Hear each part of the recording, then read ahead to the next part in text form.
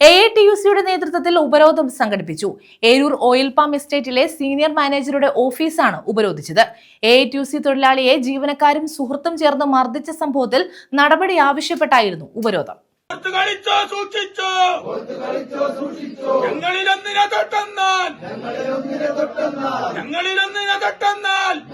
Eroor oil palm എസ്റ്റേറ്റിലെ senior മാനേജറുടെ ഓഫീസാണ് AITUCയുടെ നേതൃത്വത്തിൽ ഉപരോധിച്ചത്.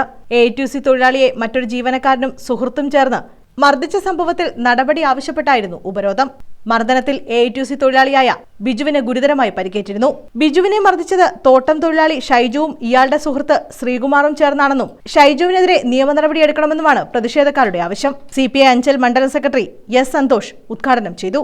ഈ ഓയിൽ പാമിലെ തൊഴിലാളിക്ക് സുരക്ഷിതമായി ഇവിടെ ജോലി ചെയ്യുവാനുള്ള അവസരമുണ്ടാകും. അതിനെ ഹനിക്കുന്ന തരത്തിലുള്ള ഇടപാടുകൾ, നടപടികൾ ഏത് ഭാഗത്തു നിന്ന് വന്നാലും അതിനെ ചെറുക്കുക എന്നുള്ളത് AITUCയുടെ കടമയാണ്. ഇവിടെ ബിജുവിനെ സംബന്ധിച്ചിടത്തോളം ഇവിടെ കലാൽ സൂചിപ്പിച്ചതുപോലെ AITUCക്കൊക്കെ നേതൃത്വം കൊടുക്കുന്ന സഖാവാണ്. ആ സഖാവിനെയാണ് പുറത്തു നിന്നുള്ള ഒരാളെ കൂടി കൂട്ടിച്ചേർത്തുകൊണ്ട് വളരെ ദാരുണമായി ആക്രമിക്കുന്ന സാഹചര്യമുണ്ടായി. അടികൊണ്ട് ആ സഖാവ് കാട്ടിനുള്ളിൽ കിടക്കുകയായിരുന്നു. എഴുന്നേക്കുവാൻ കഴിയുന്ന സാഹചര്യം ഉണ്ടായിട്ടില്ല.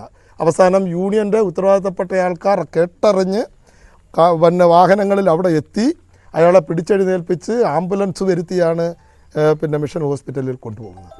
അതുകൊണ്ട് ഈ അക്രമ പ്രവർത്തനങ്ങൾക്ക് നേതൃത്വം നൽകിയവർക്കെതിരെ മാതൃകാപരമായിട്ടുള്ള ശിക്ഷ ഉണ്ടാകണം. Staff union secretary G Kaladharan അധ്യക്ഷത വഹിച്ചു.